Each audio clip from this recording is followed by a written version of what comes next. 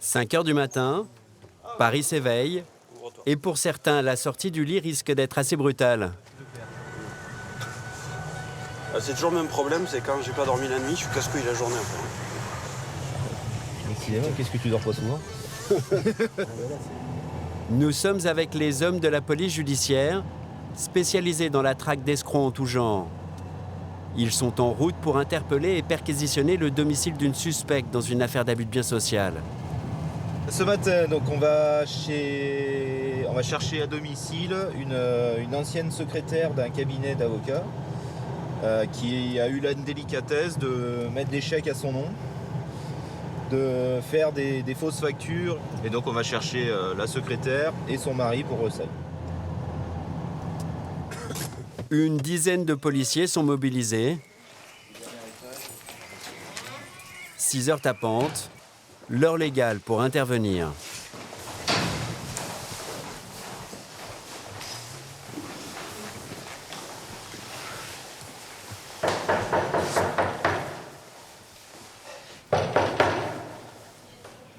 C'est la police, madame.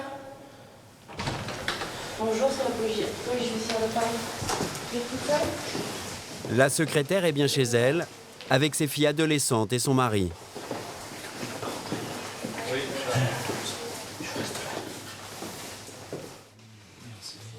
T'es en escroc ou en abus de confiance, Marion? Abus de confiance, escroquerie.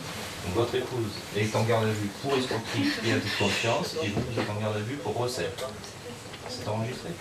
Le couple est placé en garde à vue.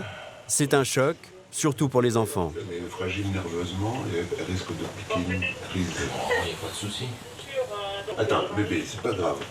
Hein, On va juste les entendre procédure, durant le cours de la journée. c'est une Il n'y a pas de procédure, souci. voilà, donc on va les suivre, et puis voilà. Au bout d'une heure, les policiers repartent avec la secrétaire et son mari. Des citoyens ordinaires, sans antécédents judiciaires, qui dérapent. Un profil que retrouvent de plus en plus souvent les policiers dans leurs affaires. Les auditions vont avoir lieu rue du Château des Rentiers à Paris. C'est ici que sont regroupées toutes les brigades financières de la police judiciaire. Le couple est entendu séparément par les policiers. La femme nie tout détournement d'argent. On va faire les organismes. Son mari, lui, dit ne rien savoir. Après, l'attitude des personnes qui sont en garde à vue, il y a deux solutions. Soit ils jouent du violon, soit ils comprennent que ici, c'est pas un service lambda. Vous expliquez pourquoi elle avait été renvoyée? Elle m'a expliqué qu'elle avait été renvoyée pour faute grave parce que sa patronne ne veut pas lui payer les indemnités de licenciement. Vous avez rien dit d'autre là-dessus? Non. Vous allez en apprendre aujourd'hui alors.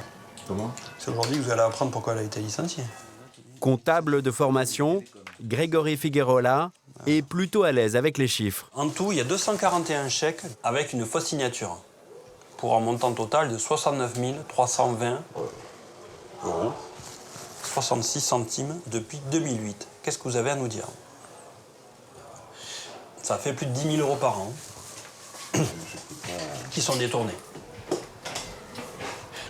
Je suis estomaqué, je sais pas quoi dire. Là, on n'est que sur la partie chèque. Ah bon, il y a autre chose? Ah oui, attendez. Oh là là. On a plus de 100 000 euros de préjudice, monsieur. C'est pas vrai. Si. En tout, il y a plus de 100 000 euros de préjudice. Les détournements de la secrétaire atteindraient près de 325 000 euros. Le policier doute que son mari n'en ait jamais rien su. Je trouve votre attitude un peu bizarre. C'est-à-dire que logiquement, je me mets à votre place, on m'annonce que votre femme a détourné des fonds, je fais des bonds de 1 mètre, je touche le plafond là. Je suis dans tous mes états. Mais pas moi. Mais vous êtes Écoutez, tranquille, quoi. J'ai pas pris mes médicaments ce matin, je fais de l'hypertension, donc je fais tout ce qu'il faut pour être le plus relâché possible. Le mari restera 12 heures en garde à vue. Celle de sa femme durera 24 heures. Ils seront jugés devant un tribunal correctionnel le mois prochain.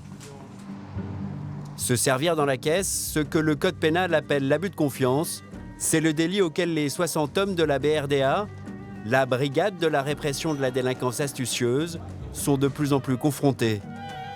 Mais dans la centaine d'enquêtes en cours, beaucoup concernent aussi l'abus de faiblesse. Le brigadier André se rend au domicile d'une victime présumée. Une femme de 80 ans aurait été escroquée de 300 000 € par un vendeur de cristaux. Elle a dépensé sans compter dans sa boutique. Pour le commerçant, je pense que c'était la cliente, entre guillemets, idéale. La victime représente un peu plus de la moitié du chiffre d'affaires annuel de ce magasin. Le brigadier a rendez-vous avec un expert chez la vieille dame pour évaluer sa collection de pierres. Bonjour. Bonjour. Cyril André, de la BRDA. La vieille dame, la voici. Son appartement regorge de ces pierres. Il y en a partout. Sur les tables, dans les étagères et même sous le canapé. Ça, c'est des trouvailles, hein. C'est pas joli, mais moi, ça m'intéresse. Vous avez acheté beaucoup de pierres? Tout ce que là. Tout ce que j'ai tout acheté. C'est ma passion. C'est mon H. D'après vous, psychologiquement, dépenser 1 000 € dans une pierre comme ça vous était... ça allait? C'était pas quelque chose de cher pour vous ou c'était quelque chose de... C'était quelque chose que vous pouviez faire? Ça dépendait si j'avais les sous ou pas. Hein. D'accord, mais si vous aviez les sous, vous pouviez le faire facilement, quoi. Je bois pas, je me drogue pas, Non, d'accord, et je ne fume pas. Non, c'était votre passion, mais j'ai bien compris, mais ça vous paraissait pas... ça vous paraissait être le prix, juste... Non, mais voilà, si je pouvais pas... C'était pas de me dire, oh, c'est trop cher pour ce que ça représente. D'accord. C'était, je peux ou je peux pas. Le travail des experts est fastidieux. Il faut répertorier les centaines de pierres, les photographier une à une. Mais prouver qu'il y a eu escroquerie ne va pas être facile, car il n'existe pas de cote officielle pour ces cailloux. Là, on a un prix de 450 €. Est-ce que ça fait de la personne qui vend cette pièce un arnaqueur? Ou est-ce que ça fait de la personne qui vend cette pièce juste une personne qui vend peut-être un petit peu plus cher que le marché en général?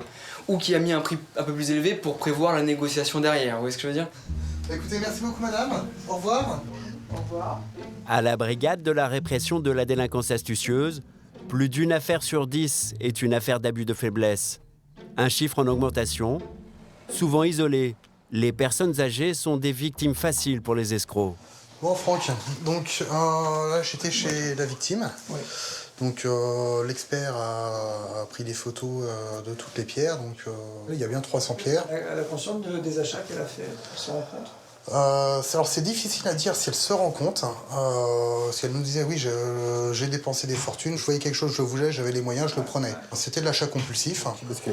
Au cours de son enquête, le brigadier a mis la main sur les agendas de la vieille dame.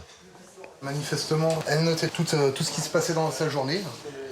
Et ça peut être autant une mine d'informations pour nous en tant qu'enquêteurs pour savoir quand est-ce que les chèques correspondent aux visites réellement de la victime.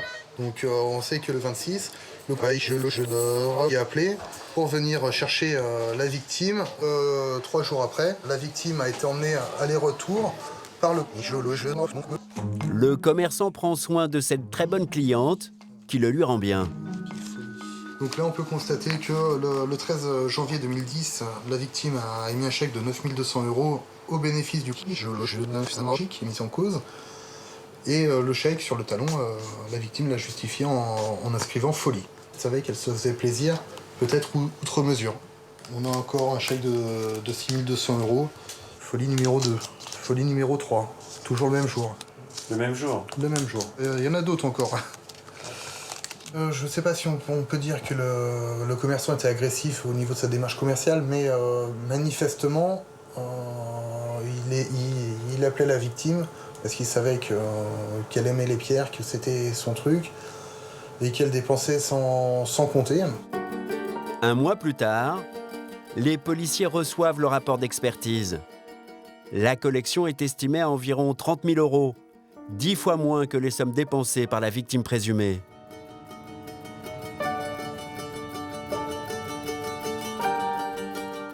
À plusieurs centaines de kilomètres au sud de Paris, la boutique dans laquelle la vieille dame faisait ses folies est aujourd'hui fermée. Il n'en reste que quelques photos. Une vraie caverne d'Ali Baba pour cette mordue des pierres. Le commerçant soupçonné d'avoir escroqué 300 000 € à sa cliente, nous l'avons retrouvé. Bonjour. Bonjour. Il a déjà été entendu par le brigadier André. L'homme accepte l'interview pour, dit-il, faire entendre son point de vue. Vous reconnaissez avoir vendu des pierres à... Ah oui, bien sûr, oui. Madame Omar était une très grosse cliente de la société, oui, absolument. Oui. On me reproche beaucoup de choses, de l'avoir eue comme cliente, qu'elle ait dépensé beaucoup d'argent chez moi, et qu'elle ait bien évidemment un certain âge, ce qui est terrible parce que c'est des accusations qui sont absolument scandaleuses et vraiment... C'est ce qu'il y a de pire, hein, évidemment. Hein. Or, à quel âge, à partir de quel âge on ne doit plus recevoir un client, à partir de quelle somme on ne doit plus vendre à un client. Est-ce que cette dame vous paraissait faible? Non, pas du tout. Vous paraissez ne pas avoir toute sa tête? Pas du tout. Madame, c'est quelqu'un de très organisé, de très intelligente, de très cultivé. Vous n'avez jamais poussé à la roue, comme on dit, vous n'avez jamais poussé Madame Chao? Jamais de la vie. Jamais de la vie. Elle faisait ce qu'elle voulait, elle venait quand elle voulait. Jamais, non. Que j'étais pas le bon. Pour lui, le problème, c'est que certaines des pierres de valeur vendues à la vieille dame auraient disparu de sa collection. Très courante. Vous contestez l'expertise? Complètement, oui. J'ai eu l'expertise sous les yeux et effectivement, tout notre matériel que Madame nous a acheté n'est pas sur le catalogue. Il en manque? Beaucoup, oui. Et la valeur de ce que nous avons, nous, vendu est bien réelle et on le démontrera assez facilement, sans problème. Le commerçant dit avoir toutes les factures qui prouvent sa bonne foi. Il sera bientôt convoqué devant un tribunal correctionnel. Il risque 5 ans de prison. La vieille dame a été placée sous curatelle. Il arrive parfois que les hommes de la BRDA soient confrontés à des escroqueries plus sophistiquées. Dans les salles de vente, les collectionneurs sont prêts à dépenser des fortunes pour ce qui est rare.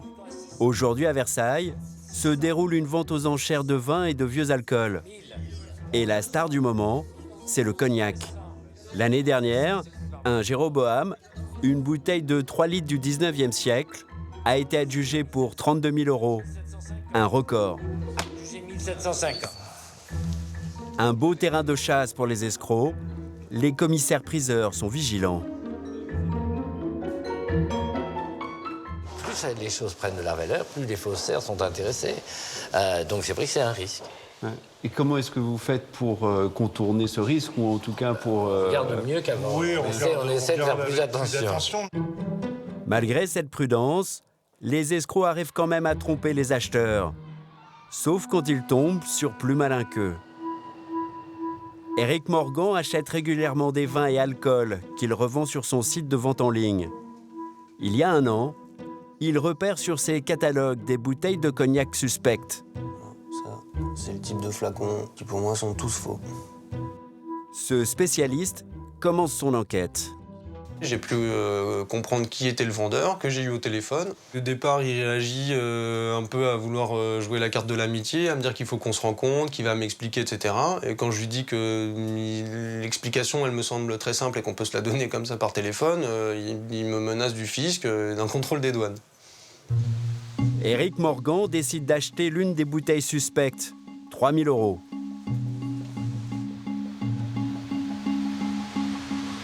C'était censé être la cuvée premier consul de la maison à Eudor, donc qui date du millésime 1800. C'est parmi les alcools les plus vieux au monde. Et il se trouve que j'ai acheté une bouteille authentique de cette cuvée, qui est celle-ci. Clairement, la verrerie n'est pas la même.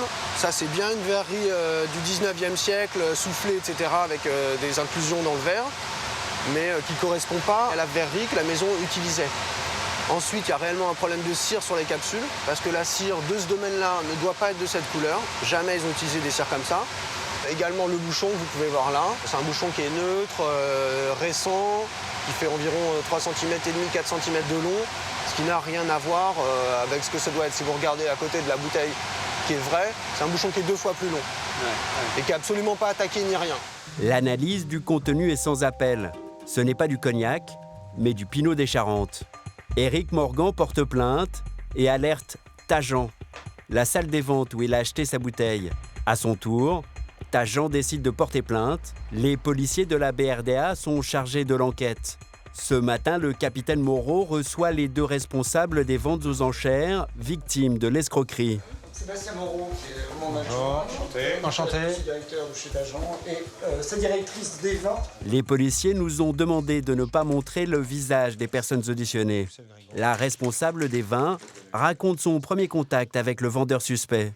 C'est moi qui le reçois. Il nous dépose donc les bouteilles, on fait la fiche d'entrée. Il me dit que c'est pas lui qui vend, mais madame Cissard. Et a priori, c'est sa compagne. Il a présent Moi, sa compagne. Moi, il m'a dit que c'était à elle, que ça venait de la propriété, qu'elle n'avait pas pu se déplacer. Bon, D'accord. Après 1h30 d'audition, le capitaine Moreau va monter un étage pour tenter d'en apprendre plus sur son suspect dans le bureau des impôts. Ah, Sébastien, on a pris une plainte ce matin concernant une escroquerie. Et on voudrait avoir des renseignements, tout ce qui tue sur les comptes bancaires et les adresses des mises en cause principaux. C'est ça, tu veux toutes ces adresses, hein, tu me dis, hein, d'accord. Toutes ces adresses. Donc on a effectivement sa taxe d'habitation. Donc a priori, il ne paie pas de taxe foncière. Et tu voulais ses comptes bancaires, hein, c'est ça? Ouais. Donc ils sont fermés en 2013, mais il y en a qui sont encore ouverts. Encore ouverts. Il y en a un certain nombre. Il y en a pas mal. Il y en a pas mal. Hein, il y en a pas mal. Il y a un revenu fiscal. Oui. 650. Voilà, t'as vu, c'est pas beaucoup. Hein. De nombreux comptes bancaires et seulement 650 € de revenus annuels déclarés. C'est pratique, non, de cette collaboration avec les services fiscaux? Ça donne un gain de temps substantiel par rapport à des collègues qui sont en province et qui doivent passer par des demandes par courrier ou par fax auprès de collègues des impôts pour obtenir les mêmes renseignements. Donc évidemment, c'est un gain de temps très intéressant. Bientôt, le capitaine va en apprendre beaucoup plus sur le faussaire présumé. Le lendemain, dans le quartier de l'Opéra à Paris, le commandant Royer a rendez-vous chez Tajan. Le commissaire-priseur a récupéré toutes les bouteilles mises en vente par le faussaire présumé. Nous voilà. Alors, l'objet du délit est où? il est là. Dans ce carton, 6 bouteilles de cognac vendues en tout 5 200 €. Ça, est-ce qu'on peut le refaire? Le commandant a convoqué un expert. Est-ce qu'on peut refaire? Alors, ça les capsules? Oui, je pense que c'est cognac. Rapidement, l'expert détecte la supercherie. Elle se situe au niveau de la petite étiquette, en haut de la bouteille. Cette bouteille qui est un peu ancienne, l'étiquette, ça vaut à peu près dans les 50-60 €. 100 millésimes. Et 100 millésimes. Et dès que vous avez le millésime, ça vaut dans les 800 € à peu près. Une grande année sur une petite étiquette et le prix de la bouteille passe de 30 à 800 €. Reste à savoir ce qu'il y a à l'intérieur des bouteilles. Le policier va demander à un laboratoire d'analyser leur contenu. Pendant ce temps, à la BRDA, le commandant Moreau découvre dans les fichiers de la police que le faussaire présumé est connu de leur service. Il en saura plus en fouillant dans les archives. C'est un monsieur qui est connu, qui s'est enregistré comme étant expert en philatélie, comme ayant une étude spécialisée dans la philatélie, expertise en philatélie. Puis je constate que là, donc, il est concerné par une procédure dans laquelle on lui avait confié un certain nombre de timbres et de lettres anciennes, je pense pour les expertiser ou peut-être pour organiser une vente, et il en aurait détourné au moins une partie. Après 3 semaines d'enquête, le policier fait son rapport au commandant.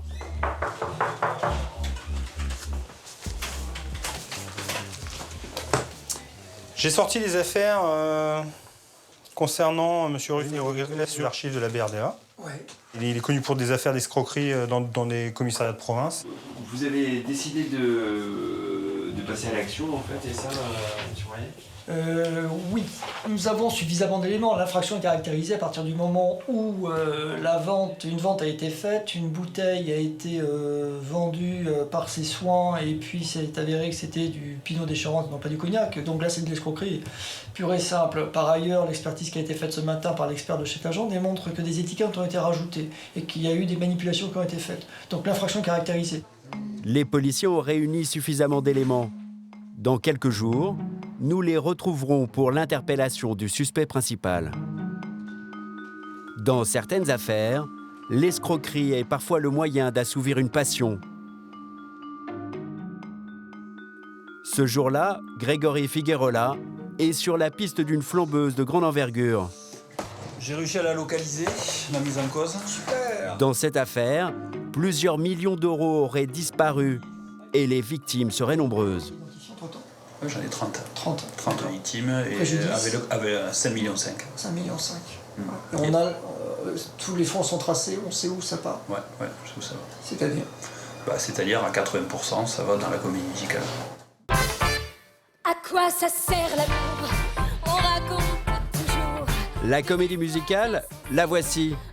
Une trentaine de musiciens, chanteurs, célèbrent l'univers d'Édith Piaf.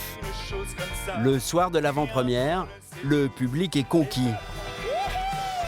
Ce soir-là, après le spectacle, la productrice organise une soirée pour les VIP, la presse et la troupe. De gros moyens pour un show prometteur. Moi, j'avais jamais vu ça. Pourtant, j'ai quand même fait des grosses productions. Très honnêtement, on sentait qu'il y avait du pognon, quoi. Elle avait fait venir les plus grands vins. C'était à profusion. Elle avait fait un programme magnifique. Elle avait fait venir un chef. Enfin, hallucinant, quoi. La troupe va vite déchanter. La productrice, en noir à gauche, après cette représentation, annonce l'arrêt du spectacle. Les caisses seraient vides. Comment on pouvait imaginer qu'une chose pareille allait arriver? C'était pas possible. Moi, je dis bravo, en fait. Franchement, je dis bravo parce qu'elle est très forte. Elle est très très forte. Sauf que, bon, moi, il vaut mieux pas que je la recroise, par contre. Delphine et la cinquantaine de personnes embauchées pour le spectacle se retrouvent sur la paille. Tous avaient signé des contrats pour 1 an. Mais d'autres ont perdu beaucoup plus. Pour financer sa comédie musicale, la productrice aurait créé de faux placements financiers.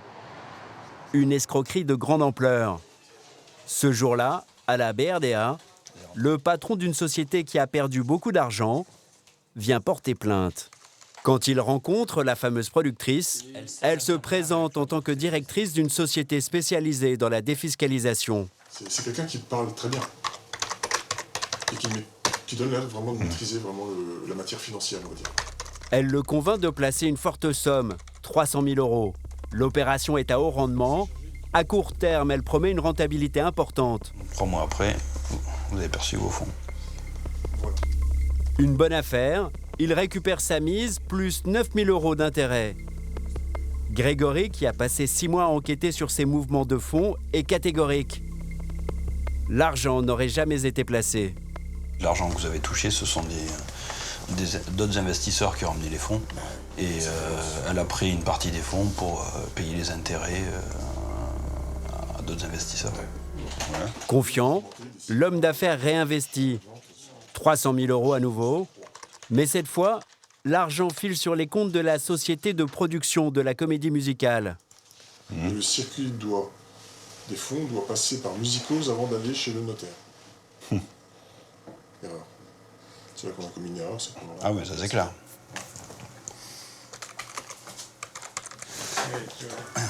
Donc en fait, quand vous avez une case, ça correspond à une société. Ce coup-ci, l'investisseur ne reverra jamais ses 300 000 euros. La productrice a réussi à convaincre une trentaine d'investisseurs et aurait récolté près de 6 millions d'euros. Où est passé l'argent? En 6 mois, l'enquêteur a épluché des milliers de comptes. Et aujourd'hui, c'est le dernier round, celui qui l'oppose au suspect. L'enquête, elle est finie, quoi. Après, soit il raconte... c'est le jour où il déballe tout, il souffle un peu, ou alors ils restent dans leur schéma, dans leur jeu, et ils continuent à raconter que des conneries. Les policiers n'ont pas eu à procéder à une interpellation. Convoquée, la productrice est venue d'elle-même. Mais elle n'entend pas faciliter la tâche du policier. Vous avez vu les fautes? Oui, allez-y. Qu'est-ce que vous pouvez nous dire sur les faits qui sont dénoncés par les différentes victimes? Par rapport à ce qu'ils dénoncent. Toutes ces personnes ont en effet investi des capitaux dans des structures. Aucun fonds n'a été détourné. Je me permettrai de douter de la fin de votre phrase. C'est votre droit. Moi j'ai 20 kilos d'archives et je vais vous démontrer qu'il y a eu des détournements qui ont été effectués sur différentes structures et par différentes personnes. Je vous mets bien au défi de trouver un seul virement qui a été fait sur une structure qui n'ait pas été payée pour une prestation et quelque somme que ce soit qui soit détournée. Vous mettez au défi, moi, de trouver un seul virement? Oui. Ouais, mais ça va être rapide alors. Votre sœur, elle n'a pas touché 230 000 € sur ses comptes bancaires? Alors, ma sœur était la gérante de la société, ce sont des levées de gérance. Ma sœur n'est pour rien dans cette affaire. Ma sœur vous dites que vous mettez au défi, moi, de trouver une seule virement qui ne correspond à rien. Mais moi, je vous en trouve des virements qui ne correspondent à rien. Et moi, je vous en trouve des détournements. Vous êtes ma tournée, madame. La productrice prend le policier de haut. Je n'ai rien d'autre à vous déclarer là-dessus. Je n'ai rien d'autre à vous déclarer que ce que je viens de vous dire. Je ne vais pas vous le répéter 100 fois. Par contre, vous allez baisser d'un ton, vous ne me parlez pas comme ça. Moi, je vous prierai aussi de ne pas m'accuser de mentir et d'être malhonnête à chaque mot. Mais écoutez, qu'est-ce que vous avez fait de ces fonds? Les fonds sont arrivés sur le compte de la société. Pourquoi ils n'ont pas été bloqués? Parce qu'on n'a pas pensé à le mettre sur un compte de tiers. Si vous voulez que je vous dise, c'est une erreur. Très dommageable, mais c'est une erreur. La jeune femme commence à reconnaître des erreurs. Après plusieurs heures d'audition, les premiers aveux apparaissent. Donc la société payait vos loyers? Elle payait le loyer d'un appartement de réception qui servait à accueillir les clients, les visiteurs de passage, les promoteurs. Mon associé qui habitait à Perpignan, c'était moins cher que d'aller à l'hôtel. Ça s'appelle un abus de biens sociaux. Social. Je vous l'accorde volontiers, si vous voulez l'entendre comme ça. La femme passera la nuit en cellule. Le lendemain, elle finira par reconnaître l'escroquerie, mais sur une partie des fonds seulement. Des faits assez graves pour que les magistrats décident de la juger dans quelques semaines.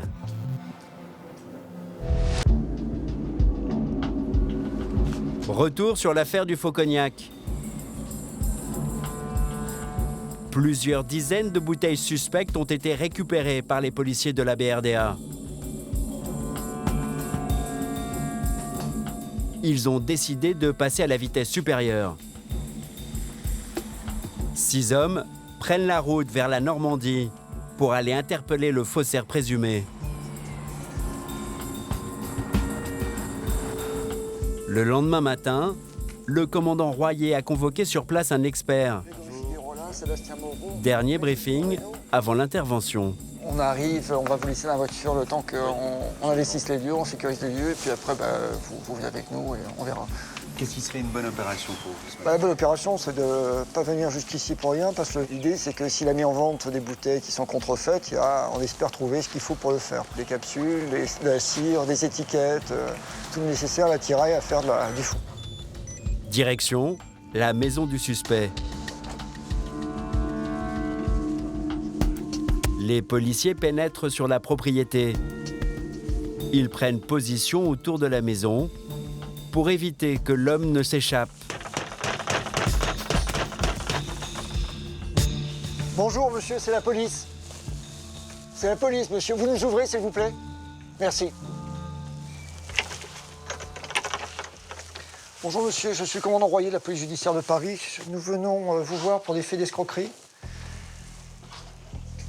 Voilà, vous avez une pièce d'identité? Le jour s'est levé.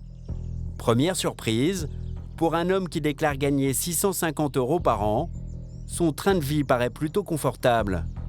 Il demeure dans un manoir, avec un grand parc et possède 2 jolies voitures. Rien dans la maison, les policiers fouillent maintenant les bureaux installés dans des bâtiments un peu plus loin. Bon, écoutez, je vous laisse regarder. Pour le moment, ils n'ont mis la main que sur quelques bouteilles. Monsieur l'expert. Le suspect s'est habillé et il ne se démonte pas. Vous êtes monsieur l'expert? Oui. Votre nom, c'est? Émeric de Clouet. Il se permet même de donner des leçons à l'expert mandaté par les policiers. Ce sont des bouteilles de cognac anciennes, il n'y a aucun... Non, excusez-moi, monsieur l'expert, mais pour moi, c'est avant-guerre. C'est moi, de 1901. Le commandant Royer découvre des étiquettes neuves de grands vins. Comment se fait-il que vous ayez ça, ces étiquettes-là? Ça vous sert à quoi, ça? Bon, c'est probablement pour faire de la contrefaçon. Certainement, je sais pas, je vous demande. Non, parce qu'on avait décidé de créer une maison de vin il y a peu de temps, et puis on l'a pas fait. Des étiquettes de vin qui seraient destinées à un catalogue. La perquisition ne donne rien. Et l'attitude du suspect commence à agacer le commandant Royer. Écoutez, j'aimerais bien avoir une explication. En tout cas, si on est là, c'est pas par hasard. Hein. On vient pas de Paris. Non, d'accord. Vous devez quand même vous imaginer que si on est juste ici, c'est pas pour rien. Bien sûr. Monsieur, là, sur le choix, monsieur, là, sur le choix, monsieur, là, sur 3 fois, ça commence à devenir pénible, monsieur. Là, sur dans les ventes aux enchères avec des conneries dedans. Voilà. C'est les mêmes bouteilles qui sont passées aux enchères. Alors évidemment, il y avait plusieurs. C'est les mêmes bouteilles. Mais attendez, monsieur, vous êtes en train de me dire depuis tout à l'heure, vous êtes un expert. Vous êtes en train de dire à monsieur l'expert ce qu'il devrait savoir et ce qu'il sait, que les bouteilles, etc. Pour un expert, j'arrive pas à comprendre, vous puissiez mettre des bouteilles qui posent un problème. Il y a quelque chose qui m'échappe. Non, mais vous dites expert, vous dites que vous y connaissez en alcool. Je suis pas expert. Écoutez, tout à l'heure, vous faisiez une remarque sur la datation d'une bouteille, vous dites, écoutez, alors, manifestement, vous y connaissez. Je suis amateur. Ah, vous êtes amateur. Tout compte fait, maintenant, vous n'êtes plus un spécialiste, vous êtes un amateur. Ça, quand ça vous arrange, vous changez vite d'avis. Non, expert, c'est un titre. Pour sa défense, l'homme prétend être devenu la tête de turc de Éric Morgan, l'acheteur de la bouteille de cognac frelaté, à l'origine de toute l'affaire. C'est un négociant cognac qui vend sur Internet et qui ne supporte pas de voir les bouteilles, le marché du cognac se vendre aux enchères. Ah, ils ne supportent pas. Parce que ça leur casse leur marge, tout ça, ils ne supportent pas. Après 3 heures de perquisition, en présence de la compagne du suspect, les policiers trouvent des preuves d'achat de bouteilles de cognac sur Internet. Des bouteilles anciennes qui auraient pu être transformées en bouteilles millésimées. Qu'est-ce que ça donne? Pour l'instant, pas grand-chose. On a trouvé que 5 bouteilles qui ne posent pas de problème et surtout, il n'y a pas d'étiquette. Enfin, on n'a rien qui nous permette de prouver qu'il a mis des étiquettes. En fait, on n'en trouve pas. Des soupçons, mais pas de preuves irréfutables. Les 2 suspects sont quand même emmenés à Paris pour être auditionnés dans les locaux de la BRDA. À leur arrivée, le suspect et sa compagne sont séparés. Le faussaire présumé est entendu par le capitaine Sébastien Moreau. Il reconnaît avoir vendu des cognacs, des bouteilles achetées sur Internet, mais il nie toute manipulation. Si un faussaire est intervenu, il en serait une victime lui aussi. Que j'ai fait des conneries, je reconnais. Il y a certainement des moments donnés où j'ai fait des conneries. J'ai été laxiste, j'ai été dilettantiste, tout ce qu'on veut. Des erreurs, mais aucun délit selon lui. Sa compagne va être auditionnée par le gardien de la paix Grégory Figuerola. Est-elle complice? Ou a-t-elle été manipulée par son compagnon? C'était des bouteilles de forte valeur ou de faible valeur? Je sais pas, j'y connais rien. Ils payaient comment? En espèces, en chèque, par carte? Je sais pas. Franchement, je sais pas. En tout, ça représentait beaucoup de bouteilles, mais ou pas? Non, ben non. Mais moi, j'ai pas vu beaucoup de bouteilles à la maison. Est-ce que les cires ont été refaites? Ah ben, j'ai jamais vu ça, non. J'ai jamais vu ça, non. Jamais entendu parler de ça, jamais vu ça, non. Qu'est-ce que vous pouvez nous dire sur votre activité professionnelle? Sûr. Cette question va faire monter la tension. Moi, je n'ai pas d'activité professionnelle.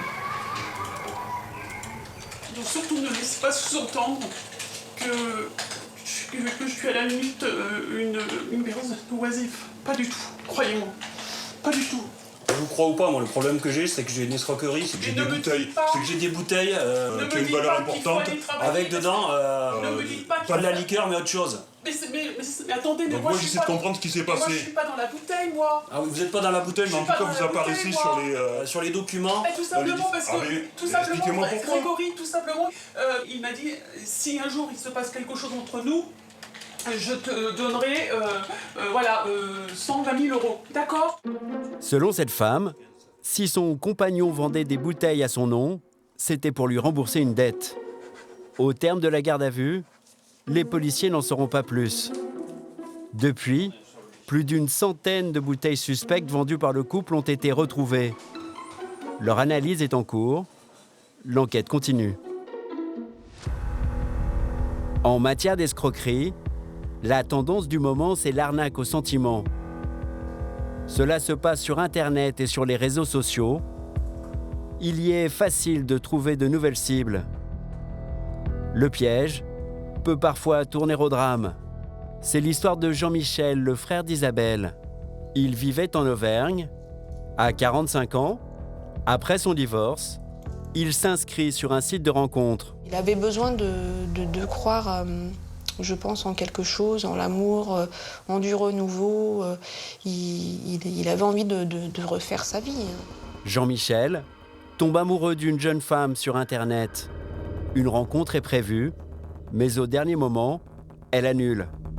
Elle doit partir au chevet de sa mère accidentée en Afrique. Elle avait besoin d'argent parce que sa mère devait se faire opérer en urgence. Elle lui avait envoyé des vidéos pour montrer dans quel état les gens pouvaient se faire opérer en Côte d'Ivoire s'ils n'avaient pas de moyens. Donc il a vendu toutes ses affaires personnelles. Il a vendu sa voiture, une voiture de collection qu'il avait, et plein d'objets personnels. Il les a même bradés pour lui envoyer de l'argent. 6 000 € en tout. Il ne peut pas plus. Et c'est à ce moment-là qu'il découvre le vrai visage de son amoureuse. Quand à la fin il n'y avait plus d'argent, il ne pouvait plus du tout envoyer quoi que ce soit, et cette personne, elle s'est montrée derrière la webcam et elle lui a dit, c'était en fait un noir, un gros noir. Il m'a dit ah, on t'a bien dans le c***. Furieux, Jean-Michel veut porter plainte. Il a tout raconté, il a tout balancé. Et la gendarmerie a refusé de prendre sa plainte. Ils ont refusé, ils ont dit que ce n'était pas quelque chose de pénal, que personne ne l'avait forcé à envoyer de l'argent, qu'il l'avait fait en toute conscience et qu'il ne pouvait rien faire pour lui. Et donc ils ont carrément refusé son dépôt de plainte. Plusieurs mois plus tard, sur Facebook, Jean-Michel rencontre une autre femme.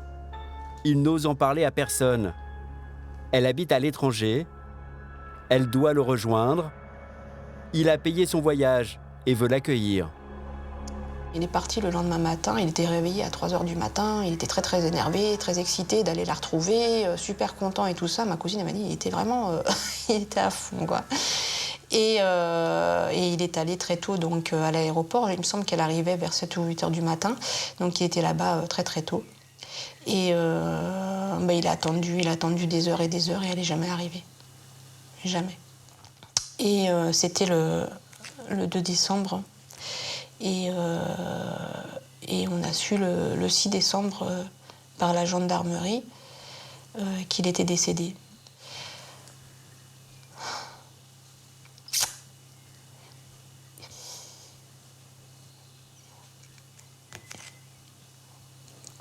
Il s'est mis un coup de fusil. Il s'était enveloppé dans une couette pour pas en mettre partout.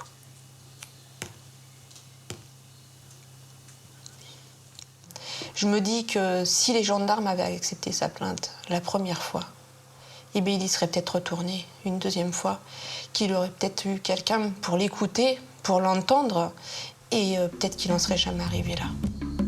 Comme Jean-Michel, des milliers de Français seraient victimes chaque année de cette arnaque à la romance, baptisée par les policiers arnaque à la nigériane.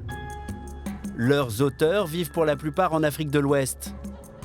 Nous sommes à Abidjan, et il n'est pas très compliqué de rencontrer ces escrocs.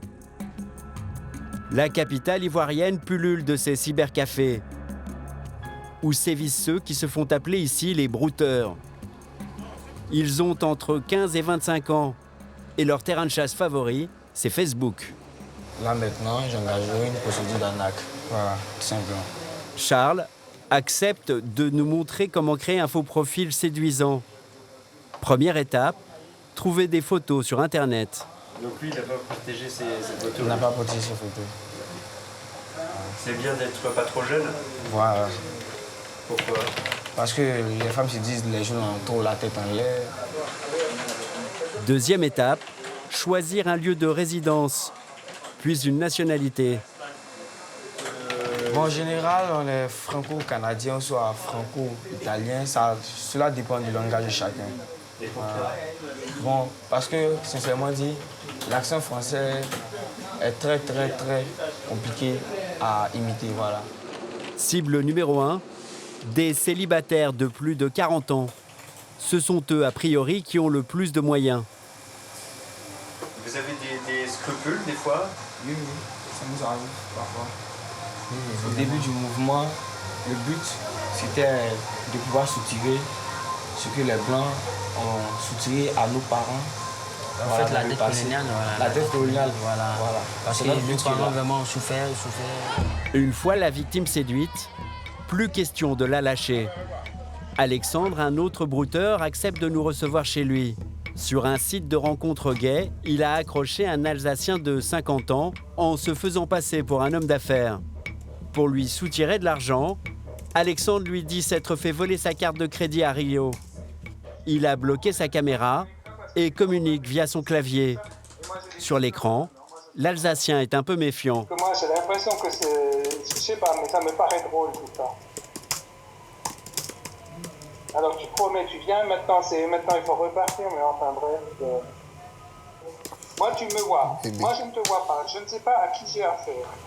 Face à la caméra de l'ordinateur, l'homme va montrer un courrier EDF pour prouver ses difficultés financières. Nous vous informons qu'en l'absence de paiement du montant indiqué sous 3 jours, nous serons amenés à interrompre nos fournitures en énergie. Nous restons à votre disposition pour tout le machin, voilà. Il a des problèmes d'argent. Du quoi? Alors, je suis assez dans la chaise. Mais l'Ivoirien est persuadé que le Français va bien finir par céder. Moi, je sais pas comment je vais faire. C'est sûr que d'ici ce soir, il va revenir à la raison. En fait, le plus gros problème même des Français, c'est la solitude. La solitude. Par exemple, il a environ 58 ans, là, 58 ans. Il vit seul, même pas un chien, même pas un chat, tout seul. L'Alsacien finit par accepter de faire un virement en urgence de 3 500 €, en échange d'un chèque que va lui remettre un complice de l'Ivoirien résidant en France. Le poisson a mordu. Dans une semaine, la banque de l'Alsacien lui annoncera que ce chèque est un faux. En Côte d'Ivoire, les brouteurs sont populaires. Je n'ai plus besoin de travailler. À tel point qu'une série télé intitulée lesbrouteurs.com leur est consacrée. Je deviens le roi du monde.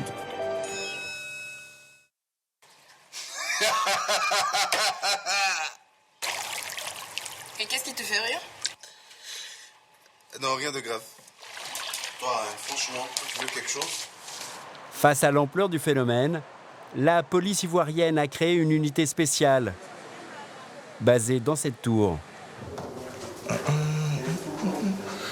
La consigne, ne pas faire apparaître les visages. D'accord. Là, nous sommes à la plateforme de lutte contre la cybercriminalité. Ici, on a différents postes. Et là, c'est le poste principal où nous recevons tous les mails venant de l'étranger. Pour l'occasion, plusieurs fonctionnaires ont revêtu des t-shirts. Dans la pièce, un seul homme semble vraiment concerné, celui qui réceptionne les mails des victimes. Vous avez une idée de combien il y en a par jour? Combien il y en a par jour? Peut-être 30, 40, ça dépend, quoi. La plupart de nos victimes viennent de l'étranger. Quand on fait les statistiques, la France vient en première position. Ensuite, la Belgique, de plus en plus le Canada, et la Suisse vient ensuite.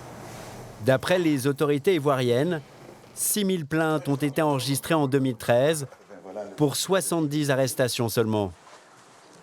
Et les saisies sont bien maigres. Vous avez des laptops, des portables, des ordinateurs portables. Voilà. Un lot qui est... Voilà. Il y a d'autres qui sont encore en cours de traitement, voilà, qui sont descendus au laboratoire. Alors c'est bien, mais c'est pas beaucoup, non? Tout à fait. Faute de moyens techniques pour les tracer. Sinon, avec les IP et tout, on peut les prendre. Mais dans les quartiers, c'est pas simple. Parce qu'ils deviennent des pontes, ils arrosent un peu tout le monde, ils s'attirent la gratitude des gens. Donc quand nous, on va vers eux, c'est comme si on leur arrachait le fruit mûr. Ouais. Voilà. Donc ça ne se fait pas sans quelques heures souvent. La police ivoirienne manque de moyens pour réprimer cette délinquance. À Paris, il arrive que les hommes de la BRDA soient eux aussi sollicités pour ces affaires d'escroquerie à la nigériane. De permanence, cet après-midi-là, Grégory Figueroa reçoit l'appel d'une victime. À part couper le câble Internet qui relie l'Afrique et la France. C'est tout simplement parce que nous, en fait, derrière, il faut qu'il y ait une procédure, il faut qu'il y ait une plainte qui soit déposée. Et après, je vous dis franchement, dès qu'on constate que les adresses IP bordent en Afrique, derrière, le parquet ne suit pas du tout, ne suit pas. Il faut dire que la procédure internationale peut prendre 2-3 ans. Et que dans ces conditions, les chances d'arrêter le coupable sont quasi nulles. On peut rien faire, on peut pas faire grand-chose. On a des collaborations avec un tas de pays qui nous permettent d'avoir des informations, mais hélas, avec ces pays-là, il n'y a pas une volonté de collaborer avec nous pour dénoncer ce type de fait. Si dans ce type d'arnaque venant de l'étranger, tous les policiers semblent bien démunis, il existerait pourtant une solution. En région parisienne, une femme se bat contre cette forme de délinquance. Parce qu'une de ses amies s'est fait piéger, Camilla Parizeau s'est investie dans une association pour aider toutes les victimes de ce type d'escroquerie. Il a été pour porter plainte, on l'a renvoyé bouler, encore un coup. Donc là, je prends le dossier là, à partir de mardi. Et selon cette militante, il suffirait simplement que les banques françaises soient plus vigilantes avec les chèques. C'est pour ça qu'on est la France aujourd'hui, c'est devenu le terrain de jeu privilégié des escroqueries nigérianes auprès du particulier. Parce que là, on a une faille énorme. En Belgique, ils ont déjà résolu le problème il y a 3 ans. C'est-à-dire que l'État a demandé aux banques de faire leur travail, tout bêtement, d'appliquer la loi. Ce qu'ils font maintenant, c'est-à-dire que tout chèque au-dessus de 1 000 €, ils ne vous le mettent pas, ils ne vous le créditent pas tant qu'il n'est pas contrôlé.